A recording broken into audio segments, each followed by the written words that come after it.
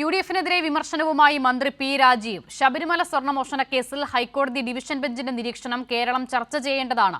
പ്രതിപക്ഷ നേതാവ് അന്വേഷണത്തിന് മുന്നിൽ വരാതിരിക്കാനുള്ള ശ്രമമാണ് നടത്തുന്നതെന്നും പി രാജീവ് പറഞ്ഞു. ശബരിമലയുമായി ബന്ധപ്പെട്ട ഹൈക്കോടതി വിധിയിൽ പ്രതിപക്ഷ നേതാവ് വി.ഡി. സതീശൻ മറുപടി പറയണമെന്ന് മന്ത്രി പി രാജീവ്. SITയെ സംശയത്തിന്റെ നിഴലിൽ നിർത്താനാണ് പ്രതിപക്ഷ നേതാവ് ശ്രമിച്ചതെന്നും പി രാജീവ്.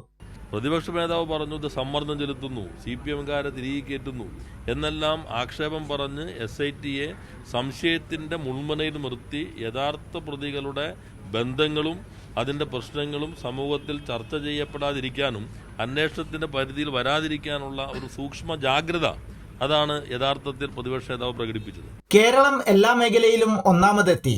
ഇടതുപക്ഷ സർക്കാരിനെതിരെ ഒന്നും പറയാൻ പ്രതിപക്ഷത്തിനില്ലെന്നും മന്ത്രി പി രാജീവ് കൂട്ടിച്ചേർത്തു. കേരളം പല കാര്യങ്ങളും ഒന്നാമതായി. അപ്പോൾ വികസനത്തിന്റെ കാര്യത്തിൽ, സാമൂഹ്യക്ഷേമത്തിന്റെ കാര്യത്തിൽ എല്ലാത്തിലും കേരളം വളരെ വേഗതയിൽ വന്നിരിക്കുന്നു. ഈ ഗവൺമെന്റിനെ ഇവരെ വിമർശിക്കാൻ ഒന്നുമില്ല. കൈരളി ന്യൂസ്, പാലക്കാട്.